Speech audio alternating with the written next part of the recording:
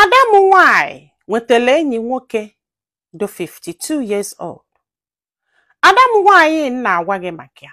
Amụrụ m ya n'ụlọ. Mana abụ m a classy lady, like enwere m ego na-alụ ọrụ nwee ụlọ nke m. Na-take care of my daughter m mụrụ out of wedlock. Ịghọtago? So enyi nwoke anụnwa na-agwa gị wee bịa dị too old for her. Mana this guy bụ ife niile nchọrọ na nwoke, everything nchọrọ na nwoke. Ọkwa ya, mana ma mara ife m ga-eme. And Adamu nwanyị a na-agwa na ife anụnwa dị 22 years old as we speak. O wee megide wee dulu nwoke a na-abata na be m. Ebe afọ ka m nọ wee fall kwa more in love with this guy. Mana still o suturu Adamu nwanyị. Ọkwa ya. Ngwa eju mụ na Adamu nwanyị wee welie na-ese okwu. Isi a na ọ ga-ahapụrịrị nwoke a. Nya chọọ ndị ulie, at least nya chọọ ọnụ ndị nọ na 30s. Ma ọwụ ndị nọ na 40s. Nke 50s anụnwa mba na ọ dịrọ mma. Ngwakati okwu ọjụ.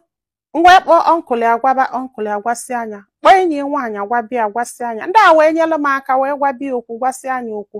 O wee luo ofu mbọsị o wee kpọọ m wee sị m oke ma ọ mee ya ga-ahapụzi the guy. Ya chọba ndị set ya.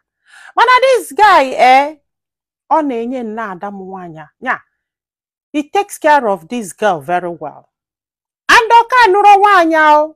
Ọka nụrụ nwanyị. So Adamu nwanyị wee kpọọ ya wee sị ya na ya chọzi. The guy wee jebela onwe ya. O wee lụọ ofu mbọsị. Wee fụ this guy ebe m na-ego ife na supermarket. Wee je wee kene ya. Unu mana I love bụ this guy. Ka m kenesili ya mụ na ya na-agba bido kpabasịa. Ka anyị na-akpa nnọọ ịgbago onu na-etili arụ na-emenwe obele guy. Ihe a ka m na-emezikwa nnọọ. O bido nnọọ mụsawa m amụ very well. Anyị kalibazikwa n'ụka. Oke a ka anyị na-akali anyị akaligide wee batakwa mgbe ya na Adamu nwanyị na-akwụ. Ọ sị m n'eziokwu eziokwu na mgbe ya batana ya laikikwa m ka afọ m. Ịghọtago mana ịmago onu na Adamu nwanyị ka bụ ụzọ wee fụ ka ekwe n'ife a ga-eme. Ihe a ka ọ gwa m. Ebe afọ ka m nọ wee open up wee sị na love kwa gị too much. Kama na ịdị too old for my daughter na ọ dịrọ mma.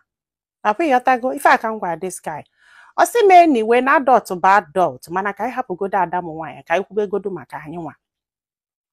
Ife a ka mụ na this guy kalibazikwa kalicha anyị exchange nọmba ịgbago onu. Wee na anyị ebido kpawakwa from ịkpa anyị na-agbabidokwa wee yiba. Oyiyi ka anyị na-ayị mana since afọ. Mgbe ọbụla nchetelu this guy cheta Adamu nwanyị na-eche. Kedu ife Adamu nwanyị ga-eche kịta?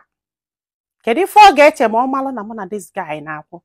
Adamu nwanyị ga-asị na njọs gbagha anya aka na lie enyi nwoke mana n'iru Chukwu na iru mmadụ. This guy efitere Adamu nwanyị ọ dị too old for her. Mana ọ dị unu ka Adamu nwanyị ọ ga-ekwete na ọ dị too old for her. Mana ọ dị unu ka Adamu nwanyị ọ ga-ekwete na nsinya na this guy ayizi na maka na ọ tọliarị nne. Ka ọ dị unu ka ọ ga-asị mba na mgbaghala aka na lie enyi nwoke. Ihe a wee dị n'ilu m neta marọ m ife m ga-eme. Maka na achọgo m ka m kpọta this guy n'ụlọ. And this guy is willing to marry me. Another thing wee bụkwalụ.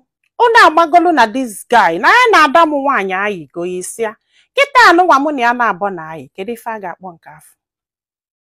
Ka ife a ga-akpọ ya o mesiela nwa mee nne. Ma ọnkụlụ nkọlụ ma enyi Adamu nwanyị nkọl. Ihe a wee gwu m ike amụrọ m ife m ga-eme wee chọọ ka mmalụ ife ndị mmadụ lo. Nwanne m. Kedu ife ilo? Kedu ife ọ dụghụ ka nwaanyị a mee kịta? Ọnya kpọta nwoke anụnwa. Gosi adị ya nwaanyị. The willing to marry this guy.